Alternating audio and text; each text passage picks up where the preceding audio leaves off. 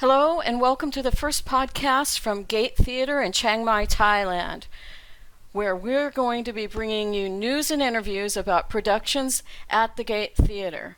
I'll also put links for more information about Gate in the notes below. Right now, let's get started with our first guest. Our guest today is Stephan Turner, founder and president of Gate Theater. He also directs one or more of our plays each season, along with other activities which may include acting classes, presentations, and actually I don't know all the things that you do. Welcome, Stephan. You're currently in rehearsal for our first Readers Theater group, which is called Backgate Group. Could you please tell us a little bit about Gate Theater and how you came to establish Chiang Mai's first English-speaking theater? Well, Joy, thank you. First of all, thank you for having me. It's a pleasure to be here. The Gate Theater Group started about 11 or 12 years ago, depending on what we want to call start. We had a couple of small performances, but at that time we weren't really the Gate. So I'll say, going on 11 years ago, we had our first production over at AUA Auditorium, and that was the beginning of the Gate Theater Group. We did a very, very small production of a little obscure play called The Dodo Bird by a writer named Emanuel Fried out of New York. We didn't think it would make much of a difference here. We didn't think we'd get a big audience, but it turned out to be quite a success, and that one small show has turned out to be an ongoing process for the Gate Theater Group, and last season we celebrated our 10th anniversary.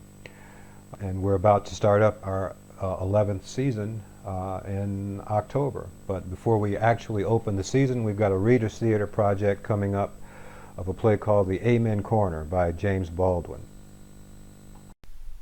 The first event this season is a staged reading of Amen Corner by James Baldwin, which will be presented at AUA Auditorium on August 31st. Tell us a little bit about this play and perhaps just a little about James Baldwin and why you chose this play.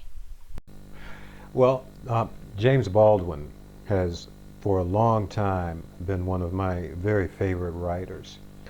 He's an activist. Well, he was an activist. He passed away, about 10 years ago. But he's a political activist, a poet, a playwright, a critic, and just a fantastic overall personality. Personality bigger than life. And I've admired him for many years. As a matter of fact, he's one of my literary heroes. His play, The Amen Corner, was his first full-length play, and it deals with the church, a very small church located in New York City at the beginning of the 20th century. The central character in the play is Sister Margaret Alexander, who runs this small storefront church. She runs the church with an iron fist. She's a very pious minister, and the problem soon develops that Sister Margaret has had a past that she's not proud of, and she's hidden it from her congregation. Well, over the course of the play, we began to understand the problems underneath. Sister Margaret has been married, and she has a son who plays piano in church. The church members know this. They understand that she's been married, but they don't understand the circumstances of the breakup between she and her husband. Well, after a Sunday sermon, the elders of the church are gathered in Sister Margaret's kitchen, and on this particular day, her husband Luke comes home after many years. And it comes out during the course of the conversation that Sister Margaret, well, she hasn't told the truth. She hasn't told the complete truth about the breakup. The elders of the church find out that it wasn't her husband Luke who left home. It was Sister Margaret who took her son and left. And this is the start of Sister Margaret's downfall. I don't want to divulge too much of the plot, but in the end, Sister Margaret has her reckoning. There's a lot of content to this show. There's a lot of emotion involved, and for that reason, I think I was drawn to the play the first time I read it, and since I have directed this play 5 times over the past 35 years, but this will be the first time that I've tried to produce it as a reader's theater. So I'm kind of feeling my way through it, but I think it's going to be good. Can you explain a little bit about readers' theater, sometimes called stage readings, to listeners who may not know about this kind of presentation? How are they different from fully staged presentations, and what is the idea behind these types of performances? Well, readers' theater is a format of theater production which doesn't require the cast to remember lines. No line memorization.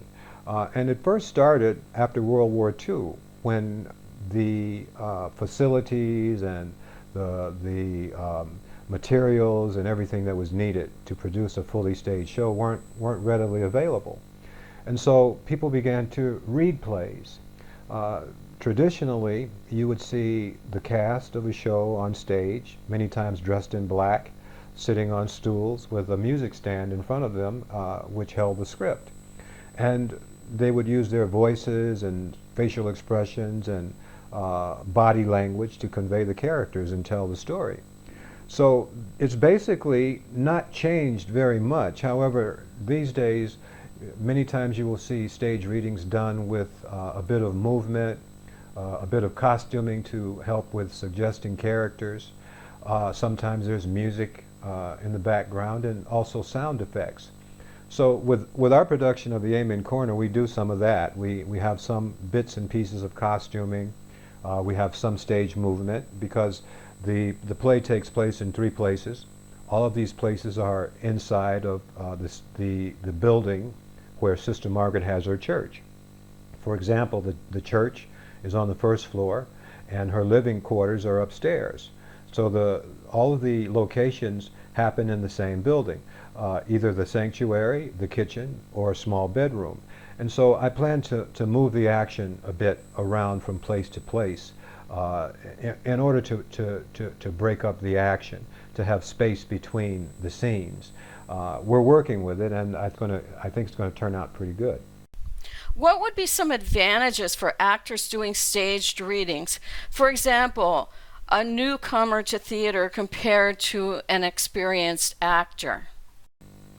Many people have a desire to be on stage, and for the lack of confidence, for the lack of opportunities, people many times won't try it.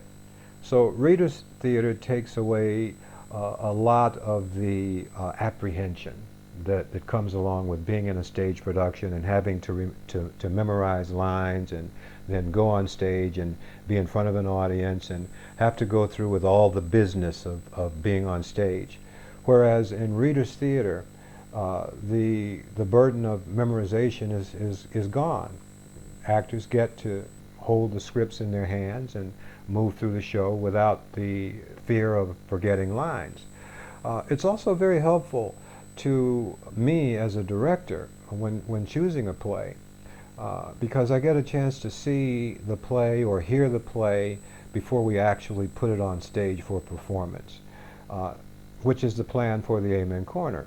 Now, I've got a cast together for the show, and we're going to put it up as a readers' theater, and if it's a successful production, then we'll look at doing a fully staged production sometime at the end of this season or the beginning of next season. Thank you, Stephan. I'm sure we'll be hearing more from you later in the season. We also plan to interview other directors, actors, and technical members to give our listeners an inside look at what it takes to put on a live theatrical performance. I also want to mention that there are other ways to get involved. If you want to help but you're not sure what you might be able to do, it really helps if you just give us a call or send a message mentioning the performance or project you'd like to work on. We're always looking for volunteers, so If we know your interests, it helps us to place you in a volunteer position that you'll enjoy, and perhaps you'll even make some new friends. If you want more information about membership and tickets for the season's lineup of plays, special events, and audition dates or volunteer activities, there are links to our website, Facebook page, and other social media in the notes below. Thanks for listening. If you liked the podcast, be sure and click like below. We love feedback, so don't hesitate to post your thoughts and questions in the comments section. Goodbye for now. See you at the theater.